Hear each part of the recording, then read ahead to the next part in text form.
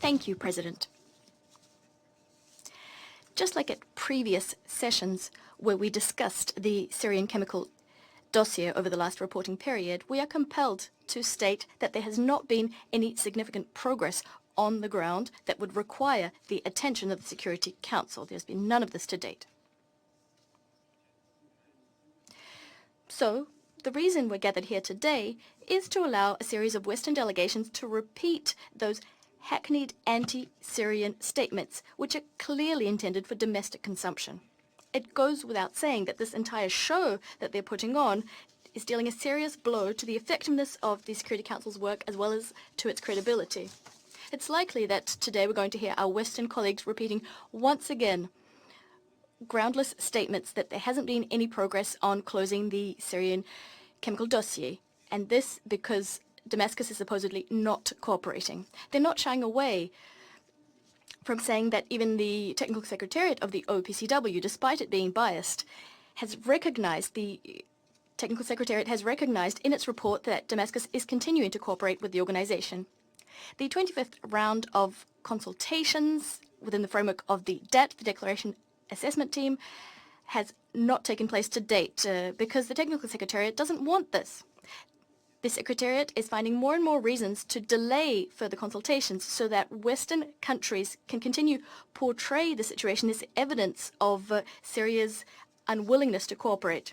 This is nothing but part and parcel of yet another show that the West is staging here, month in, month out. The understudy in this play, well, that's no other than the Director General of the OPCW, Fernando Arias, who, when he talks about Syria, well, not only has he not visited Syria, but he's also stated that he has no desire to do so on trumped-up, uncorroborated grounds, on the pretext that Syria's rights within the organization have been suspended. In other words, Mr. Arias simply doesn't want to discharge his duties. Instead, he's towing the line of Western countries.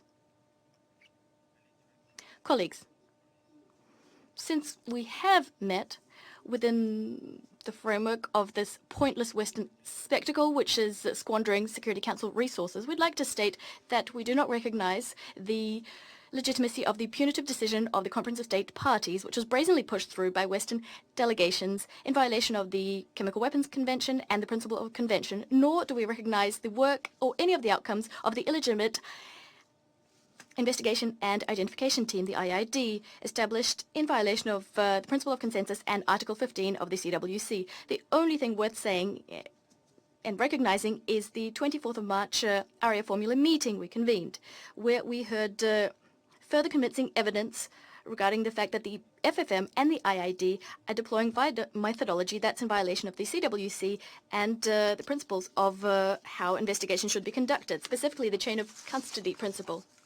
And goes without saying that our Western colleagues play deaf and dumb when it suits them. They're going to continue saying that this convincing evidence is Russian and Syrian propaganda, because their only goal is to cover up the manipulations of the Technical Secretariat, especially regarding the sham incident in Duma back in 2018.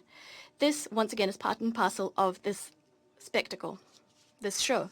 President, against this backdrop and the trends we're seeing, we have scant hope that at the key OPCW event that will take place on the 5th and to 19th of May in The Hague, the 5th Conference of the Parties to the CWC, considering the implementation of that convention, there's scant hope that discussions won't be politicized. The collective West knows that it can get off scot-free, and thus it will it's unlikely it will issue further violations of the main principles of the organization and the CWC. Washington and its satellites are swiftly losing credibility.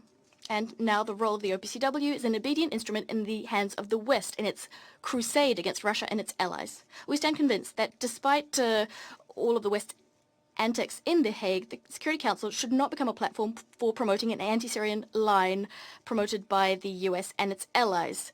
Simply talking about the Director General's reports time and time again, especially as the Director General is not in the room, seems pointless. In April, we didn't have a meeting on this, and in March, we didn't participate in it, would not make a statement.